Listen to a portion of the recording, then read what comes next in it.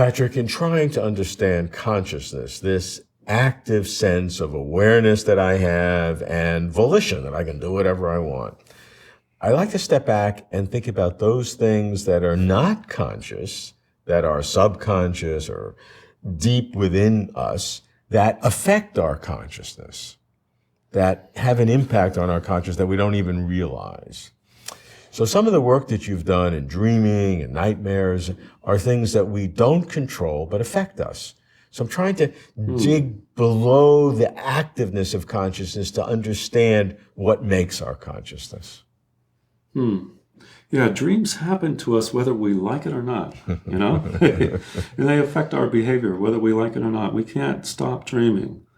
And Freud obviously argued that dreams were a major source of the superego and of consciousness itself.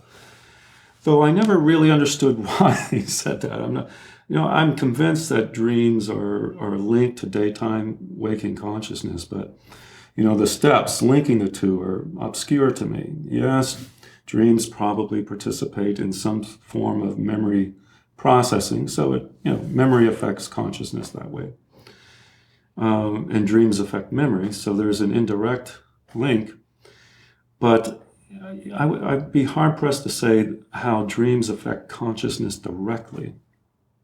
Certainly they're linked. The dreams influence who we are. They influence how we build up a self. So in that sense, the self is central to consciousness, and the self depends on dreams to some extent.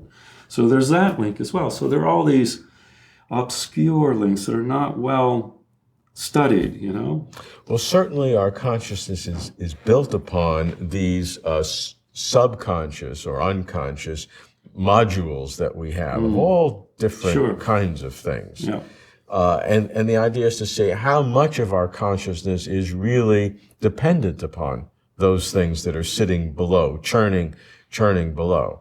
The fact that I don't remember any dreams I've had in the last 2 weeks. Could it be that those dreams that I've had are actually affecting me more than I realize? I would say yes. Yeah. One fact that's understudied about dreams is the extent to which they're shared.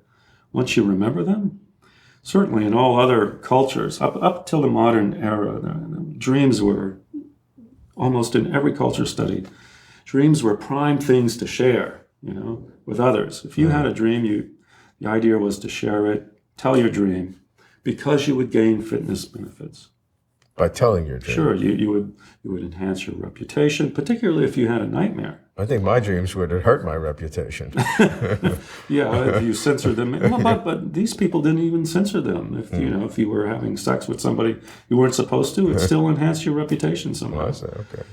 And particularly in Native American cultures, the dream was sort of central to a lot of their ritual ceremonies, a lot of their daytime activities, and they took them really seriously.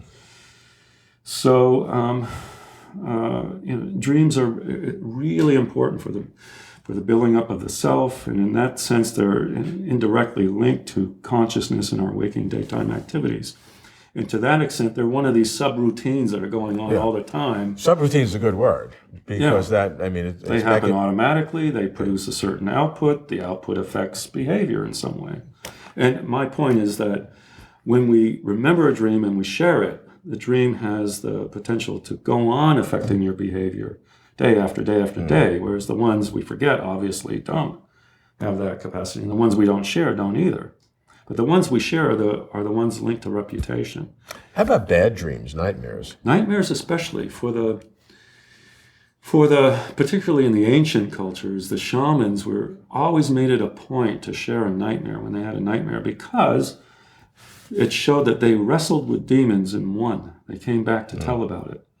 Anybody who can wrestle with an evil spirit, something you want to acquire, and he's the guy you would go to for especially problematic cases.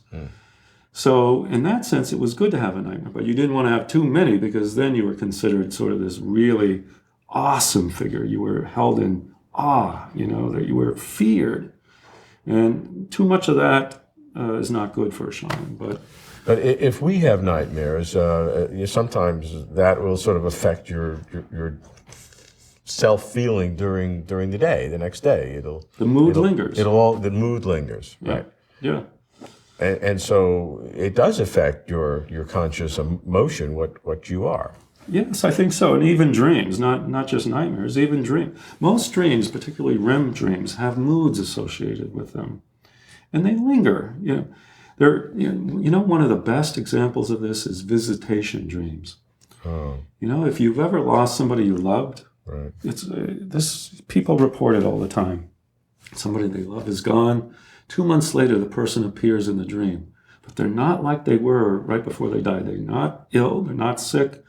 They're sort of younger and they're more healthy. They who they were when they were at their prime.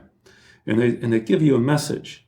And the message is, I'm okay, don't worry about me, I'm still with you somehow. That's got to be one of the sources of religion and supernatural agent concepts.